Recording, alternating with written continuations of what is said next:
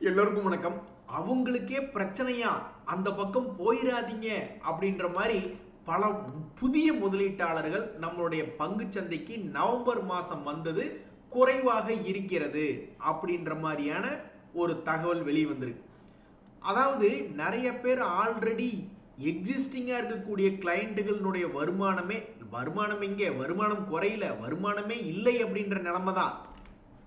இங்க பாத்தீங்களா, ஒரு நண்பர் சொல்றாரு, மார்க்கெட் இருக்கிற நிலைமையில ஒரு டீ செலவுக்கு கூட சம்பாதிக்க முடியலையே அப்படின்ற மாதிரி சொல்லிட்டு இருக்காரு. ஸோ இது போன்ற செய்திகள்லாம் இருக்கிறதுனால புதிய புதிய முதலீட்டாளர்கள் ஸ்டாக் மார்க்கெட்டுக்கு வரல.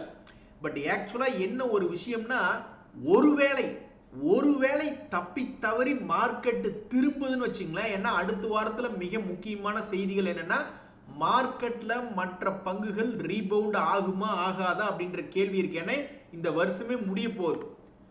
அதனால கடைசி ஒரு 10 நாள்ல எப்படி தோனி கடைசி ஒரு 2-3 ஓவர்ல ஜெயிப்பார், அந்த மாதிரி ஏதாவது இது பண்ணுவாங்களா இல்லையான்னு பல ட்ரேடர்கள் பார்த்துக்கிட்டு இருக்காங்க. அதே மாதிரி எஃப்ஐஎஸ் இவ்வளவு நாள் நம்ம கண்டுக்கல. இப்ப கடைசியா ஒரு 3 நாள் வாங்கிக்கிட்டு இருக்காங்க. திடீர்னு பார்த்தா அவங்க வாங்குற நேரமா இல்ல கோயின்சிடன்ஸா என்னன்னு தெரியல, பல்வேறு small cap, micro cap, mid cap பங்குகள்லாம் ஏறுது. ஸோ அதனால கடைசி அடுத்த வாரத்தில் மிக முக்கியமான செய்தி என்னன்னா, எஃப்ஐஎஸ் தொடர்ந்து வாங்குறாங்களா, மார்க்கெட்ல எல்லா பங்குகளும் ஒரு ரீபவுண்ட் கொடுக்குதா அப்படின்ற ஒரு விஷயம். ஸோ இப்போ புதிய முதலீட்டாளர்கள் ஒருவேளை மார்க்கெட் இந்த மாதிரி திரும்புது, அடுத்த வாரத்தில் இந்த 2 முக்கியமான விஷயங்கள் நடக்குது எதிர்பார்த்த மாதிரி அப்படின்னா, ஒருவேளை மார்க்கெட் திரும்புற மாதிரி இருந்தா புதுசா வர்றவங்க தான் சீக்கிரமா ஜெயிப்பாங்க. மற்றவங்கெல்லாம் வெயிட் பண்ணி கடைசியில் அவங்களுடைய வாங்கின ரேட்டுக்கு பக்கத்தில் தான் சேரும், அல்லது குறைவான லாபமாக தான் இருக்கும். ஆனால் புதுசாக வந்தவங்களுக்கு தான் டக்குன்னு ஒரு வாய்ப்பு என்பது வரும். ஆனால் புதுசாக மார்க்கெட்டுக்கு வரக்கூடிய ஆட்கள் கம்மியாக இருக்கிறது, குறைவாக இருக்கிறது அப்படின்றது ஒரு தகவலாக இருக்கு. ஸோ ஸ்டாக் மார்க்கெட்டில் அந்த காலத்தில் ஒரு தத்துவம் சொல்லுவாங்க, அது இப்போ வேலை செய்தா இல்லையான்றது தெரியல. அதாவது பொதுவாக ரீட்டைல் இன்வெஸ்டர்ஸ் உச்சியில் வாங்குவாங்க, ஸ்ட்ரெயிட்டாக ஆப்போசிட்டாக லாபமே பார்க்க மாட்டாங்க. அதே மாதிரி கீழே இருக்கும் பொழுது வித்து விட்டுட்டு வெளியே போயிடுவாங்க. ஆனால் மார்க்கெட் அவங்க வித்துட்டு வெளியே போனதுக்கு அப்புறம் தான் மேல் நோக்கி வரும் அப்படின்ற மாதிரியான கான்செப்ட்லாம் மார்க்கெட்டில் இருக்கு. ஸோ இந்த தகவல் அதை சொல்லுதா, மார்க்கெட்டினுடைய வீழ்ச்சி ஒரு முடிவுக்கு வந்துருச்சா, பல பங்குகள்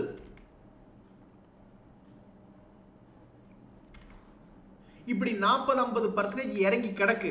அதுல இப்போ ஒரு 100 பேர் இறங்கி இருக்கான்னா ஒரு 20-30 பேர் தான் தன்னுடைய பழைய கையையும் தாண்டி மேல போயிருக்கான். மீதி இருக்கக்கூடிய ஒரு 70-60 பேர் கீழே உளுந்தவனாவே இருக்கான். அப்ப அதனுடைய வீழ்ச்சி தடைப்பட்டு பாதி தூரமாவது வரக்கூடிய நேரம் என்பது வந்துடுச்சா, வீழ்ச்சி தடைப்படக்கூடிய நேரமா அப்படின்றதான் இப்போ ஒரு மிகப்பெரிய கேள்வியா அடுத்த வாரத்தில் இருக்க போகிறது நண்பர்களே. ஸோ மார்க்கெட்டில் ஏதாவது ஒரு அசர வைக்கும் வளர்ச்சி வரப்போகிறதா, அல்லது பயப்படும்படியாக இந்த ட்ரெண்ட் அப்படியே கண்டினியூ ஆகி இன்னொரு குப்புறப்படுத்து படுங்க உங்களுக்கு ஊசி போடணும் அப்படின்னு நம்மளை ஒரு மாதிரி அப்படியே கண்களையும் கைகளையும் இறுக்கி பிடிச்சி அந்த வலியை தாங்கிக்குவோம் இல்லையா, அது மாதிரி ஏற்கனவே நம்ம வலியை இடுப்பில் ஊசி போடுற மாதிரி கண்களையும் கைகளையும் இறுக்கி பிடிச்சி வலியை அனுபவிச்சுக்கிட்டு இருக்கோம். ஒரு சைடு தான் ஊசி போட்டிருக்கோம், அந்த பக்கம் திரும்பி படுங்க, உங்களுக்கு இருக்கிற காய்ச்சலுக்கு 2 பக்கம் ஊசி போடணும்ட்டு மறுபடியும் இன்னும் சிறிது காலம் கீழே போகிறதா அப்படின்றது டெசிஷன் பண்ணக்கூடிய இடத்துல அந்த டைம்ல நம்ம இருக்கிறோம். பாப்போம், பொறுத்து இருந்து பார்ப்போம். இனி ரொம்ப காலம் இல்லை, அடுத்த இன்னொரு பொங்கலுக்குள்ள என்ன நடக்க போகிறது அப்படின்றது தெரிஞ்சிடும். ஏன் ஸ்டாக் மார்க்கெட்ல எதா இருந்தாலும் கண்ணு மூடி திறக்கிறதுக்குள்ள நடந்துரும், அல்லது உங்க கண்ணு முன்னாடியே நடக்கும். ஏன் அப்படி சொல்றாங்கன்னா, இருக்கிறதுலயே மோசமா அடி வாங்கினது இந்த ஐடி செக்டர் தான். அதுல இந்த டிசிஎஸ் தான் டாப் லீடர் எக்ஸ்போர்ட்ல. 2வது இடத்துல இன்ஃபோசிஸ், ஹெச்சிஎல் டெக், விப்ரோன்னு இருக்காங்க. இவங்க 4 பேர் தான் இந்தியால இருந்து ஐடி ரிலேட்டடான ப்ராடக்ட்ஸ் எக்ஸ்போர்ட் பண்ணி லாபம் சம்பாதிக்கிறதுல பெரிய ஆளு. இன்னுமே லாபத்தில் தான் இருக்காங்க. இவங்கெல்லாம் நஷ்டத்துல வந்ததா சரித்திரமே இல்லை.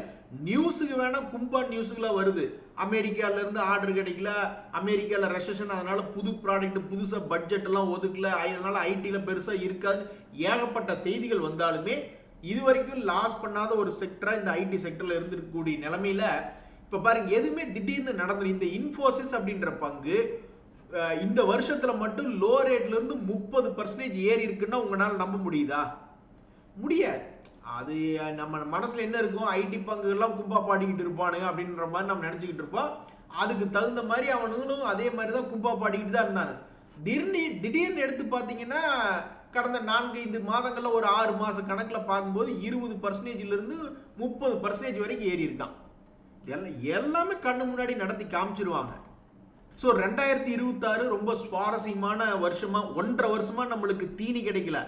மாட்டுக்கு தவிட்டு வச்சியா, மாட்டுக்கு புண்ணாக்கு வச்சியா அப்படின்ற மாதிரிலாம் கிராமத்தில் கேட்பாங்க. ஏன்னா சும்மா எப்போ பாரு பழைய சோத்தை கரைச்சி ஊற்றிக்கிட்டு இருக்க, கொஞ்சம் தீவனத்தை வைடா அப்படின்ற மாதிரி சொல்லுவாங்க. அது மாதிரி நம்மளுக்கு 1.5 வருஷமா ஸ்டாக் மார்க்கெட்டில் மகிழ்ச்சி இல்லை. ஆனால் 2026 உதிக்க போகும் இந்த புதிய வருடம் ஒரு பாதி கிணற தாண்டி விட்டா போதும். இப்போ ஒரு 40% லாஸ்ல இருக்கிறவங்களுக்கு அது ஒரு நோ லாஸ் நோ கெயினா கொண்டு ஓடணும். அல்லது ஒரு 20% ப்ராஃபிட்ல இருக்கிறவங்களுக்கு ஒரு 40-60% ப்ராஃபிட்டா கொண்டு வந்து விடணும். அதுதான் நம்மளுடைய கோரிக்கையா இருக்கு. நண்பர்களே, இன்னொரு மிக முக்கியமான ஒரு செய்தி ஒன்று பார்த்துக்கிட்டு இருந்தேன். அதாவது இந்திய ரயில்வே துறை வந்து அவங்க டிக்கெட்டினுடைய விலையை டிசம்பர் 26க்கு பிறகு உயர்த்த போறாங்க. அதனால ஒரு 600 கோடி ரெவென்யூ வரும்னு சொல்றது வந்து இது அந்த செக்டருக்கு ஒரு நியூஸ், அவ்வளோதான். இந்த நியூஸ்னால அந்த ஸ்டாக்குகளுக்கு என்ன ஆகும்னுலாம் யாருக்கு தெரியாது. இவங்களை பற்றி நம்மளுக்கு தெரியாதா? 1 கிலோமீட்டருக்கு 1 பைசா 2 பைசா அப்படித்தான் இவங்களுடைய விலை உயர்வு என்பதெல்லாம் இருக்கும். அதுலேயும் வந்து இந்த சீசனல் டிக்கெட்டு, செகண்ட் கிளாஸ் அல்லது ரொம்பவும் விலை குறைவாக இருக்கக்கூடிய டிக்கெட்டுக்கெல்லாம் விலை ஏற்றாமுட்டால் விட்டுருவாங்க. அந்த மாதிரி நிறைய விஷயங்கள் இருக்கு. பட் செய்தியாக பார்க்கும்பொழுது ரயில்வே துறையில் எந்த செய்தியும் வராமல் இருந்தது. இப்போ இந்த மாதிரி இந்தியன் ரயில்வே துறைன்னு போன வாரம் ஒரு செய்தி வந்திருக்கு, இந்த வாரம் ஒரு செய்தி வந்திருக்கு. இனி நியூ இயர் தாண்டோடனே பட்ஜெட்டை பற்றி பேச ஆரம்பிப்பாங்க. அல்லது நியூ இயர் முடிஞ்ச உடனே இந்த வருடம் 2026 எந்த பங்குகள்லாம் நல்லா இருக்கும் அப்படின்ற மாதிரி பேச ஆரம்பிப்பாங்க. அப்போ வழக்கம் போல் என்ன பேசுவாங்க? இன்ஃப்ராஸ்ட்ரக்சர் ரிலேட்டடான பங்குகளை பற்றி பேசுவாங்க. அதில் இந்த ரயில்வே துறை வந்தாலும் சரி, அல்லது பட்ஜெட்டில் இது வந்தாலும் சரி, ரயில்வே துறையில் கடந்த 2 வாரமாக செய்திகள் வந்து கொண்டிருக்கின்றன அப்படின்றத இதை குறிக்குது. சில கணவன்கள்னால தான் நம்மளுக்கு டென்ஷன் ஆகும். வீட்டம்மாக்கள் சொல்லுவாங்க, எங்கள் வீட்டுக்காரர் பெரிய ஒரு பங்களா ஒன்று கட்டினார், ஒரு 50 பவுன் 100 பவுன் நகை வாங்கி கொடுத்தார், குழந்தைகளை ஃபாரினில் சென்று அனுப்பி படிக்க வைத்தார் அப்படின்னு தட்டி தூக்குனார் எங்கள் ஃபேமிலியவே அப்படின்ற மாதிரி சில பேர் இருப்பாங்க. அந்த மாதிரி ஆட்கள்னால தான் நம்மளுக்கு கெட்ட பேர். சபை ஏதாவது ஒரு கல்யாணத்துக்கு போகிறோம், நீயும் தான் இருக்கியே அப்படின்ற மாதிரி. அது மாதிரி தான் ஆட்டோத்துறை பங்குகள்லாம் வந்து சூப்பராக மேல் நோக்கி வந்தான். M&M ஆகட்டும், ஹீரோ ஹோண்டா ஆகட்டும், எத்தனையோ பங்குகள் வந்து அற்புதமாக மேல் நோக்கி வந்தான். ஆனால் இந்த JBM ஆட்டோ அப்படின்ற பங்கு அவனால் தட்டி தூக்கி முதலீட்டாளர்களை சந்தோஷப்படுத்த முடியல. ஒரே ஒரு ரவுண்டு வேணா போனால் இந்த 2025 வீழ்ச்சி 400 ரூபாயிலிருந்து 800 ரூபாய் பணத்தை வந்து மேபி கொஞ்சோண்டு டவுன். ஏங்க, அவன் இங்கிருந்து 400 to 800 ரூபா 100% வளர்ச்சி உங்களுக்கு தெரியும். அப்புறம் இதுக்கு என்ன பதில்? 1200 400 வந்திருக்கானே, அதுக்கு என்ன பதில்? அப்புறம் அதே மாதிரி நீங்க கேட்கலாம், கீழிருந்து 100% ஏறி இருக்குன்னா அது எப்படி கண்டுபிடிக்க முடியும்? ஒரு உதாரணத்துக்கு இப்படி நீங்க பார்த்துட்டே வந்திருப்பாங்க நிறைய பேர். ஓகே, இந்த பங்கு வந்து வளர்ச்சி அடைஞ்சிக்கிட்டே இருக்கு, இப்போ கூட சமீபத்தில் மேலேருந்து கீழே விழுந்துட்டு மறுபடியும் ஏறி இருக்கான். அப்போ மறுபடியும் ஸ்மார்ட் மணி கான்செப்டில் மறுபடியும் 800 ரூபா எப்போ வரும்னு நிறைய பேருக்கு வந்து பார்த்துக்கிட்டு இருந்திருப்பாங்க ஸ்மார்ட் மணி ட்ரேடர்ஸ். அவங்க எதிர்பார்த்த மாதிரியே அந்த பங்கும் வந்து கீழே விழுந்திருக்கும். கீழே விழுந்துட்டு அப்புறம் அவன் எங்கே மேலே போனான்? மேலே போகல. மறுபடியும் எடுத்து பார்க்கும் பொழுது தன்னுடைய வீழ்ச்சியை தொடர்ந்து வந்துக்கிட்டே இருக்கான். அப்போ இதுக்கு முன்னாடி ஒரு முறை 572 ரூபாயில் விழுந்திருக்கானே அப்படின்னு அந்த ஸ்மார்ட் மணி கான்செப்ட் ட்ரேடர்ஸ் எல்லாம் வந்து என்ன பண்ணுவாங்க? ஏவரேஜ் பண்ணுறதுக்கு போவாங்க. அப்போ 800 ரூபாய்க்கும் 600 ரூபாய்க்கும் போட்டால் அப்பவும் அது 700 ரூபாய்ன்னு தான் அதனோட ஏவரேஜ் ப்ரைஸ் வந்து நிற்கும். அப்புறம் மறுபடியும் கீழே விழுகிறத பார்த்துட்டு சரி அடுத்தது 200 ரூபா வந்தால் வாங்கிக்கலாம், ஏன்னா சப்போர்ட்டே இல்லை அப்படின்ற மாதிரி வந்து பார்த்துக்கிட்டே இருந்திருப்பாங்க. ஒரு 300 ரூபா அல்லது 200 ரூபா வரட்டும். ஆனால் அவன் டிமிக்கி கொடுத்துட்டு மேல் நோக்கி வந்துட்டான். மேல் நோக்கி வந்தவன் 700 ரூபா ஏவரேஜ் ப்ரைஸை தாண்டி இருக்கானா? என்ன கிடையாது. அது ஏதோ ஒரு 770 ரூபா ரேஞ்சுக்கு வந்திருப்பான். 2 வருஷமா வச்சுட்டு வந்து வெறும் 10 ரூபாய் 10% என்ன பிரயோஜனம்? மேல் நோக்கி வரும்னு தான் உட்காந்துட்டு இருந்திருப்பாங்க. ஆனால் அவன் மேல் நோக்கி வராமல் டிமிக்கி கொடுத்துட்டு கீழே இறங்கிட்டான். அது மாதிரி நிறைய ஷேர்கள் வந்து தட்டி தூக்காம கவுந்து படுத்துக்கிட்டு இருக்கு. அவன்டெல் அப்படின்ற ஒரு பங்கு. இது ஒரு தடவை எனக்கு என்ன நியூஸ்னா, ஏதோ ஒரு குளோபல் இண்டெக்ஸில் இதை சேர்த்துனாங்கன்னு நினைக்கிறேன். அப்படி இண்டெக்ஸில் சேர்த்துனோடனே ஒரு மிகப்பெரிய ஒரு வளர்ச்சி என்பதை காமிச்சான். ஆல்மோஸ்ட் 100 ரூபாய் to 200 வரைக்கும் போனவன் மறுபடியும் இப்போ 200 days மூவிங் ஆவரேஜில் இருக்கு. ஃபர்ஸ்ட் ஆஃப் ஆல் நீ வந்து ஒரு செக்டர் லீடரா?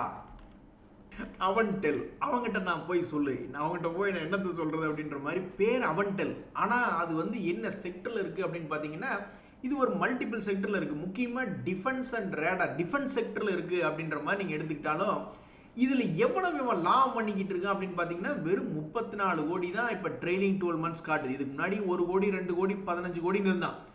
இருந்த பொட்டன்ஷியலுக்கு நல்லா மேல் நோக்கி வந்துட்டான். மொத்தம் அவனுடைய பொட்டன்ஷியலே இவ்வளவுதானா? முதல்ல 6 கோடி ஒரு குவார்டருக்கு சம்பாரிச்சுக்கிட்டு இருந்தவன் இப்போ பூரா 16 கோடி 22 கோடின்னு சம்பாரிச்சுக்கிட்டு இருக்கான். லாஸ்ட் 2 குவார்டர்ல வெறும் 4 கோடி 3 கோடினா அப்ப இவனுடைய பொட்டன்ஷியல் முடிஞ்சிருச்சா? அவ்வளவுதான் இவனுடைய பொட்டன்ஷியலா அப்படின்ற ஒரு கேள்வி மார்க்கெட்ல வருது. ஸோ அதனால தான் சமீபத்தில் இந்த பங்கு பாவம் சரிஞ்சு கிடக்கு. இது வந்து ஒரு டிஃபென்ஸ் துறையில் இருக்கக்கூடிய ஒரு பங்கு. அடுத்து தன்னுடைய காலை எந்த பக்கம் தூக்கி வைக்கும்? ஏன்னா இதெல்லாம் செக்டர் லீடர்லாம் சொல்ல முடியாது. இவன் வாழ்க்கையை வண்டி எப்படி ஓட்டிக்கிட்டு இருந்தான்னா இது ஒரு growth கம்பெனின்னு தன்னைத்தானே எஸ்டாப்ளிஷ் பண்ணிக்கிட்டதுனாலையும் இதனுடைய செக்டர் நல்லா இருந்ததுனாலையும் நம்மளுடைய மார்க்கெட்டே ஒரு புல்லிஷ் ட்ரெண்ட் இருந்ததுனாலையும் அருமையான ஒரு வளர்ச்சி என்பதை இந்த பங்கு பார்த்துச்சு. ஆல்மோஸ்ட் 100 to 200ன்னு போயிருக்கான். இனி இதுக்கப்புறம் தன்னுடைய பயணத்தை எப்படி இவன் வைக்க போகிறான் அப்படின்றது பொறுத்து இருந்து தான் பார்க்கணும். நண்பர்களே, நம்ம வந்து எப்படி ஒரு பெரிய யானையை வாங்கினா அதுக்கு பராமரிப்பு என்பது பெரிய வேலையோ, அதே மாதிரி ஒரு சின்னதாக ஒரு நாய்க்குட்டி வாங்கினாலும் அதுக்கும் பராமரிப்பு ஜாஸ்தி. அதையும் டெய்லி வாக்கிங் கூட்டிகிட்டு போகணும், ரேபிஸ் நோய் வராமல் இருக்கிறதுக்கு தடுப்பூசி போடணும். அப்புறம் நான் துபாயில் இருக்கும்போதெல்லாம் அதை வாக்கிங் கூட்டிகிட்டு போனால் அந்த இதையை எடுத்து அது போடக்கூடிய பூப்பை எடுத்து நம்ம கரெக்டாக டிஸ்போஸ் பண்ணிட்டு வரணும். இங்கெல்லாம் நம்ம போகிறோம்னா அவங்கெல்லாம் அப்படியே வீதியிலே டிஸ்போஸ் பண்ணிடுறாங்க, எல்லாம் முதிச்சுட்டு போங்கடா அப்படின்ற மாதிரி பண்ணிடுறாங்க. பட் அங்கெல்லாம் அப்படி இல்லை. ஸோ நான் என்ன சொல்ல வரேன்னா, பெரிய ஸ்டாக்காக வாங்கினாலும் சரி, சின்ன ஸ்டாக்காக வாங்கினாலும் சரி, நம்மளுக்கு ஆப்போசிட்டில் போயிடுச்சுன்னா அதனுடைய பராமரிப்பு வேலை என்பது ரொம்பவுமே அதிகமாக போயிடும். ஸோ இந்த டிசிஎக்ஸ் சிஸ்டம்ஸ் அப்படின்ற பங்கு ஒரு மைக்ரோ கேப் அப்படின்ற பங்கு. இந்த பங்கினுடைய சரிவு என்பது 440 ரூபாயிலிருந்து அவன் பாட்டுக்கு 50% மேலே இறங்கி 160 170 தான் ட்ரேட் ஆகிட்டு இருந்தான். என்ன காரணத்தினாலேயோ வெள்ளிக்கிழமை அன்னைக்கு ஒரு லாங் கேண்டில் என்பது உருவாயிருக்கு. ஏன் உருவாயிருக்குன்றதெல்லாம் நம்மளுக்கு தெரியாது. பட் இந்த பங்கு பெருசாக சரிவடைஞ்சு இப்படி போயிட்டு இருக்குன்னா, ஸோ பெரிய பங்காக இருந்தாலும் சின்ன பங்காக இருந்தாலும் சரி, அந்த பங்குல 2-3 தடவை ஏவரேஜ் பண்ணணும், 10 தடவை ஏவரேஜ் பண்ணணும் அப்படின்ற மாதிரி நடந்துருச்சுன்னு வச்சிங்களேன், அப்போ எல்லாத்துக்குமே பராமரிப்பு வேலை என்பது ரொம்ப அதிகம்தான். சும்மா ஸ்டாக் மார்க்கெட்டுக்குள்ள 1 லட்சம் 2 லட்சம் எடுத்துட்டு வந்தோம், அந்த பணமே போதும், அதை வச்சே ஜெயிச்சிடலாம் அப்படின்னா அது ரொம்ப ரொம்ப கஷ்டமா இருக்கு. நண்பர்களே, சமீபத்தில் இந்த ஐசிசியினுடைய ஏஎம்சி லிஸ்ட் ஆனது ஆச்சு. அதே மாதிரி செபியினுடைய மீட்டிங்ல வந்து இவங்களுடைய டோட்டல் எக்ஸ்பென்ஸ் ரேஷியோவில் இன்னும் டிரான்ஸ்பரன்சி வேணும்னு பேசினாங்க. கடந்த ஒரு 2 வாரமாக இந்த ஏஎம்சி கம்பெனிஸ் எல்லாம் கொஞ்சம் வால்டிலிட்டியாக விளையாண்டுக்கிட்டான். இந்த நிப்பான் லைஃப் இந்தியா அப்படின்ற பங்கு கூட சமீபத்தில் 200 days மூவிங் ஆவரேஜ் 800 ரூபா பக்கத்தில் விழுந்தது. அதுக்கப்புறம் ஒரு 10% இந்த நியூஸுகளை சாக்கா வச்சு ஏறிக்கிட்டான். ஆனால் இந்த ஏஎம்சி கம்பெனிகளில் அதிகமான லாபம் செய்யக்கூடிய லீடர் யாரு அப்படின்றது டக்குன்னு சொல்லுங்க பார்ப்போம் யாராவது ஒருத்தர். இந்த ஹெச்டிஎஃப்சி ஏஎம்சி தான் பெரியார். அவங்க தான் ஒரு வருஷத்துக்கு 2700 கோடி லாபம் பண்ணிக்கிட்டு இருக்காங்க. முதல்ல வெறும் 358 கோடி. ஆனால் இதில் ஒரு முக்கியமான விஷயம், இப்போ இந்த யூடிஐ அசெட் மேனேஜ்மெண்ட் எடுத்துட்டிங்கன்னா அவங்களுடைய லாபம் வெறும் 662 கோடி தான். ஆனாலும் இவங்கெல்லாம் வந்து வேற ஏதாவது ஃபண்டுகளை முதல்லயே லான்ச் பண்ணியிருப்பாங்க. ஸோ ஃபண்டுகளை பொறுத்த வரைக்கும் அசெட் அண்டர் மேனேஜ்மெண்ட் ரொம்ப அதிகமாக ஹோல்டு பண்ணிக்கிட்டு இருப்பாங்க ஏதாவது ஒரு பர்டிகுலர் ஃபண்டில். ஆனால் மற்றவங்கெல்லாம் புது ஃபண்டுகளை மாதம் ஒருக்காகவோ அல்லது 2 மாதத்துக்கு ஒருக்காவோ புது ஃபண்டுகளை வெளியிட்டு நிறைய பேர்த்துக்கிட்டு இருந்து மறுபடியும் புதுசாக பணத்தை புரட்டிக்கிட்டே இருப்பாங்க. அப்படி பண்ணுறதுனால தான் இந்த மாதிரி ஹெச்டிஎஃப்சி ஏஎம்சினுடைய வருமானம் எல்லாம் வந்து ஏதாவது ஒரு கேட்டகரியில் இவங்க சுத்தமாக அதிகமாக ஹோல்டிங் வந்து அதிகமாக வச்சுருந்துருக்க மாட்டாங்க. அசெட் அண்டர் மேனேஜ்மெண்ட் அதிகமாக இருக்காது. பட் இருந்தாலும் நிறையா ஃபண்டுகளை வெளியிட்டு அதன் மூலியமாக இந்த மாதிரி பெரிய அளவில் சம்பாதிச்சதுல ஸோ ஹெச்டிஎஃப்சி ஏஎம்சி தான் செக்டர் லீடர். அந்த பங்குனுடைய செக்டர் ரொம்ப நல்லா இருக்கு. ஆமாம், ஷேர் மார்க்கெட்டில் எல்லாரும் பணத்தை போடும்போது புரோக்கரு நல்லா இருக்காங்க, அல்லது மியூச்சுவல் ஃபண்டுகள் வழியாக போடும்போது மியூச்சுவல் ஃபண்டுகள் நல்லா இருக்கு. அதனால இருக்கிறதுல இந்த வருஷத்தில் ஒரு நல்ல செக்டராக இருக்கக்கூடியது இந்த ஏஎம்சியா இருக்கு. ஸோ 2வது இடத்துல இருக்கக்கூடிய இந்த நிப்பான் லைஃப் இந்தியானுடைய ஷேர் மார்க்கெட் ப்ரைஸும் நல்லா தான் இருக்கு. 3வது இடத்துல இருக்கக்கூடிய இந்த ஆதித்யா பிர்லா சன் லைஃப் அவங்க ஆல்மோஸ்ட் 971 கோடி லாபம் பண்ணிக்கிட்டு இருக்காங்க ஒரு வருஷத்துக்கு. இவங்களுக்கு கொஞ்சம் வால்டிலிட்டி மற்றவங்களுக்கு முன்னாடியே மேல் நோக்கி வந்துட்டா, அதுக்கப்புறம் கொஞ்சம் வால்டிலிட்டியாக கீழ் நோக்கி இறங்கியிருக்கு. 4வது இடத்துல இருக்கக்கூடிய இந்த யூடிஐ ஏஎம்சி 600 கோடிக்கு பக்கம் லாபம் பண்ணி கொண்டு இருக்கக்கூடிய யூடிஐ ஏஎம்சி அவங்களும் சில மாதங்களுக்கு முன்னாடியே மேல் நோக்கி ஏறி வந்து பாவம் கீழே அடி வாங்கிக்கிட்டு தான் இருக்கு. ஸோ ஒவ்வொருத்தரும் ஒவ்வொரு ரகம் அப்படின்ற மாதிரி பொதுவாக செக்டர் லீடர் வந்து அவனு ஏறி இருந்தாலும் லேஸ் அடி வாங்கியிருக்கான் அப்படின்ற மாதிரி தான் தற்போதைக்கு இருக்கு. ஏன் உங்கள் ஸ்டாக்குகள்லாம் வந்து கீழே உளுந்து கிடக்குது நஷ்டத்தில், ஆனா ஏஎம்சி கம்பெனி அந்த செக்டர்கள் ஏறிட்டு கொஞ்சோண்டு இறங்குனது உங்களுக்கு இடிக்குதா அப்படின்ற மாதிரி தான் பல பேர்த்தினுடைய மனநிலை.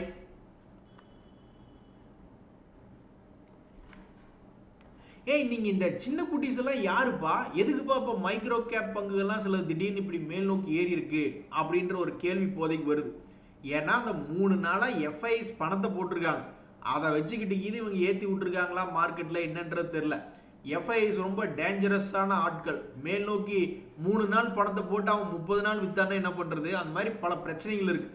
பட் இருந்தாலும் இந்த மைக்ரோ கிரிப் ஷேர்கள் வந்து என்ன முடிவுகளில் கொண்டு போய் முதலீட்டாளர்களை விட்டுருக்கு, அதுக்கெல்லாம் ஏறி இருக்கா இறங்கி இருக்கா. ஒரு உதாரணத்துக்கு ஜேஎல்ஹெச்எல் அப்படின்றது ஒரு micro cap share. First of all இது என்ன செக்டர், அது வந்து ஒரு hospital sector, Jupiter life line hospital அப்படின்ற ஒரு பங்கு. இவங்க வந்து பெருசா நஷ்டத்துக்கோ அல்லது லாபத்தை குறைச்சோ சமீபத்தினுடைய குவார்டர்களில் போகல. இருந்தாலும் இது மைக்ரோ கேப் பங்குகள், மிட் கேப் பங்குகள், ஸ்மால் கேப் பங்குகள்லாம் வந்து பெருசா மேல் நோக்கி ஏறி வந்துட்டதுனால எல்லாத்தையும் பிடிச்சி வித்து விட்டுக்கிட்டு இருக்காங்க. ஸோ அப்படி இருந்த ஒரு சமயத்தில் இந்த ஜூபிட்டர் லைஃப் லைன் ஹாஸ்பிட்டல் அப்படின்ற பங்கு கடந்த ஒரு வருஷத்தில் என்ன பண்ணியிருக்குன்னா, அவன் ஒரு 2-3 ரவுண்டு போனவன் இப்போ மறுபடியும் 52 வீக் லோ என்ற இடத்துல வந்து விழுந்திருக்கு. 3 வருட அளவுகளில் பார்க்கும்பொழுது அது இன்னும் பெருசாக இறங்கவே இல்லை. நான் நினைக்கிறேன் இது இருக்கக்கூடிய செக்டர் ஒரு ஹாஸ்பிட்டல் செக்டர் அப்படின்றதுனால தான் இது போன்ற பங்குகள்லாம் பெருசாக மைக்ரோ கேப் பங்கு தான். Large cap, mid cap, small cap பங்குல நிறைய விழுந்திருக்கான். பட் இருந்தாலும் இது ஒரு குட்டீஸாக இருந்தாலும் இது பெருசாக கீழே விழுகாமல் இருக்கிறதுக்கு காரணம் இது செஞ்சிருக்கக்கூடிய லாபமா அப்படின்ற ஒரு கேள்விதான் மார்க்கெட்டில் வருது. ஸோ இந்த ஜூபிட்டர் லைஃப் லைன் ஹாஸ்பிட்டல் அப்படின்ற ஒரு மைக்ரோ கேப் பங்கு இன்னும் சரிவடையாமல் உள்ளது. தற்போதைய நிலைமையில் ஒரு 200 டேஸ் மூவிங் ஆவரேஜ் கீழே தான். இதுக்கு முன்னாடி எத்தனை முறை கீழே விழுந்திருக்கானோ அந்த இடத்துல வந்து ட்ரேட் ஆகிட்டு இருக்கு. இப்போ கூட ஆகஸ்ட் மாதத்தில் ஒரு முறை இப்படி தான் 1300 போய் விழுந்தான், அப்புறம் 1600 வந்தான், அப்புறம் மறுபடியும் கீழே வந்து இப்போ 1300 பக்கத்தில் விழுந்திருக்கான். அடுத்தது இவன் காலடி எடுத்து வைப்பது வலது காலா இல்லை இடது காலா. அதே மாதிரி தான் இந்த ரெயின் இண்டஸ்ட்ரீஸ் அப்படின்ற பங்கு பாவம் தொப்புன்னு கீழே விழுந்துடுச்சு. அதெல்லாம் ஒரு காலத்தில் 300 ரூபா பக்கத்தில், 300 ரூபாயா, அதையும் தாண்டி எப்போ 2018 430 இருந்த பங்கு இப்போ கோவிட் லோ பக்கத்தில் போயிட்டான். தம்பி, நீ முதல்ல எந்த செக்டரில் இருக்கு அதை முதல்ல நாங்கள் தெரிஞ்சுக்கணும், அப்போ தான் நாங்கள் நிம்மதியாக இருக்க முடியும். எங்கள் ஸ்டாக் இது ஏதாவது இந்த செக்டரில் இது இருந்துற போகுது அப்படின்ற மாதிரி. இது வந்து ஒரு பெட்ரோ கெமிக்கல்ஸ் லைனில் இருக்கக்கூடிய ஒரு பங்கு, producer of carbon, cement and advanced material products அப்படின்ற மாதிரி இருக்கக்கூடிய ஒரு பங்கு. இவங்களுடைய லாபத்துக்கு என்னாச்சு, கும்பாக்கி இது ஆயிடுச்சு அப்படின்னா அங்கே பாருங்க அடிச்சிருக்கான் வரிசையாக நெகட்டிவ்னு எல்லாத்தையும் பீதியில், எல்லாத்துக்கும் ஒரு 10 பீதி மாத்திரை சாப்பிட்ட மாதிரி பீதியில் போக வச்சிருக்கான் 2023 2025 வரைக்கும். அதுக்கப்புறம் தான் இப்போ 2 குவார்டராக அது ப்ளஸில் லாபத்தில் இருக்கு. அப்படி அவன் பீதியில் போக வச்சங்காட்டி தான் அந்த பங்கை வந்து சமீபத்தில் அடி வெளுத்து விட்டுருக்காங்க. பாருங்க 2250 ரூபாயிலிருந்து, அதனால தான் இவனை கொண்டு வந்து 100 ரூபாயில் உட்கார வச்சிருக்காங்க. ஸோ அடுத்த குவார்டர்லி ரிசல்ட்டில் இந்த பங்கு என்ன ரிசல்ட் கொடுக்கும், அது என்ன ரிசல்ட் கொடுக்கும்னு முதல்லயே அனலிஸ்டுகள் என்ன தீர்மானம் பண்ணி வச்சிருப்பாங்க. இது போன்ற பங்குகள், குட்டி குட்டி பங்குகள் இனி தன்னுடைய அடுத்த கட்ட நடவடிக்கையாக என்ன செய்யும். அதே சமயம் மைக்ரோ கேப் விட்டுருங்க, பெரிய பங்குகள் கனவை நனவாக்கியதா, அந்த கேள்விக்கு என்ன பதில் அப்படின்ற மாதிரி சமீபத்தில் பாப்புலராக இருந்த பங்குகளில் இந்த ஹெச்டிபிஎஃப்எஸ் ஐபிஓ ஒன்று, ஹெச்டிபி ஃபைனான்ஷியல் சர்வீசஸ் அப்படின்ற ஐபிஓ ஒன்று 740 ரூபா ரேஞ்சுக்கு வந்தது. என்ன காரணத்தினாலேயோ வெள்ளிக்கிழமை அன்னைக்கு 6% மேல் நோக்கி ஏறி பல செய்திகளில் இந்த பங்கு வந்திருந்தது. 6% ஏறிய பங்குகளுடைய லிஸ்ட்டில் இந்த பெயர் வந்திருந்தது. ஆனால் இந்த பங்கு செய்த வேலை என்ன அப்படின்னு பார்த்தீங்கன்னா, இவன் லிஸ்ட் ஆகி 850 ரூபாய்க்கு போனான். ஆனாலும் அதுக்கப்புறம் கீழே நீங்கள் பார்த்தீங்கன்னா 711 போயிடுச்சு. இதனுடைய லிஸ்டிங் ப்ரைஸுக்கு கீழே போயிட்டான் 740. இதனுடைய ஐபிஓ ப்ரைஸு லிஸ்ட் அதுக்கு மேலாகி அதை விடவும் கீழே போயிடுச்சு. நிறைய பேர் என்னடா இது மிகப்பெரிய ஆளு, கனவை நனவாக்கும், லாங் டேர்மில் பெரிய ஆளாக சாதிப்பான்னு நினச்சிக்கிட்டு இருந்தவங்களுக்கு பாவம் ரொம்ப மனசு சோர்வாயிடுச்சு. இப்படி இருக்கக்கூடிய நிலைமையில தான் வெள்ளிக்கிழமை அன்னைக்கு இந்த பங்கு ஏதோ ஒரு காரணத்தினால 6% ஏறிய ஒரு செய்தி என்பது வந்திருந்தது. சமீபத்தில் ஒரு 3 மாதமாக ஒரு குறிப்பிட்ட எல்லை சாமியாக, ஒரு குறிப்பிட்ட கோட்டுக்குள்ளேயே இந்த எல்லையை தாண்டி நான் போக மாட்டேன், கீழேயும் போக மாட்டேன், மேலேயும் போக மாட்டேன்ற மாதிரி ஆடிக்கொண்டு இருந்த இந்த பங்கு அடுத்த கட்ட நகர்வாக இது எந்த பக்கம் கொண்டு போகும், அதே மாதிரி தான் இன்னொரு ஐபிஓ ஸ்டாக்கு டெல்டா வாட்டர் அப்படின்ற ஒரு பங்கு கீழே இறங்கிட்டு மேலே ஏறதுக்குள்ள முட்டி கழுதுங்க அப்படின்ற மாதிரி அதே தெரியுது இல்லை, அப்புறம் எதுக்கு கீழே இறங்கின அப்படின்ற மாதிரி 500 ரூபாய் ரேஞ்சிலேருந்து அவன் பாட்டுக்கு 300 ரூபாய்க்கு போயிட்டான். இனி இந்த பங்கினுடைய மூவ்மெண்ட் எப்படி இருக்கும் அப்படின்ற மாதிரி பல பேர் பார்த்துக்கிட்டு இருக்காங்க. சமீபத்தில் ஏதாவது இதில் வால்யூம் ஆஃப் டிரான்சாக்ஷன்ஸ் என்பது நடந்திருக்கா அப்படின்னு பார்க்கும் பொழுது இந்த பங்குல வந்து போன்ற வாரத்தில் ஒரு வால்யூம் ஆஃப் டிரான்சாக்ஷன் என்பது நடந்திருக்கு அப்படின்ற ஒரு செய்தி தான். ஸோ மேலேருந்து கீழே இறங்கிட்டு மறுபடியும் திரும்பி ஏறுறதுக்கு இல்லை முட்டி கழுறது அப்படின்னா அப்போ நீ என்னத்துக்கு முதல்ல இறங்கின?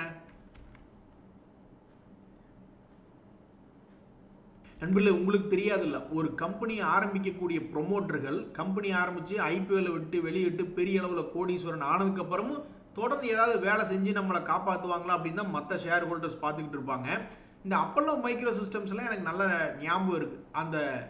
அந்த மேனேஜ்மெண்ட் டீமில் அடிக்கடி போய் இந்த என்டிடிவி அப்படி இப்படின்லாம் பேசின மாதிரிலாம் நான் சில நியூஸ்கள்லாம் நான் பார்த்துக்கிட்டு இருந்தேன். அது மாதிரி அதே மாதிரி தான் இப்போ லேட்டஸ்ட்டாக வந்து ரீசெண்டாக லிஸ்டான பங்கு க்ரோ.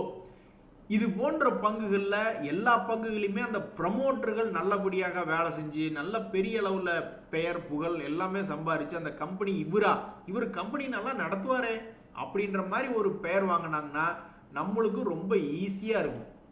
ஸோ அடுத்தடுத்த 2-3 வாரங்களில் பொங்கலுக்குள்ள மார்க்கெட்டில் நம்மளை அசர வைக்கும் அளவுக்கு ஏதாவது வளர்ச்சி இருக்குமா அப்படின்றதான் இப்போ நிறைய பேர் பார்த்துக்கிட்டு இருக்காங்க. நன்றி, வணக்கம்.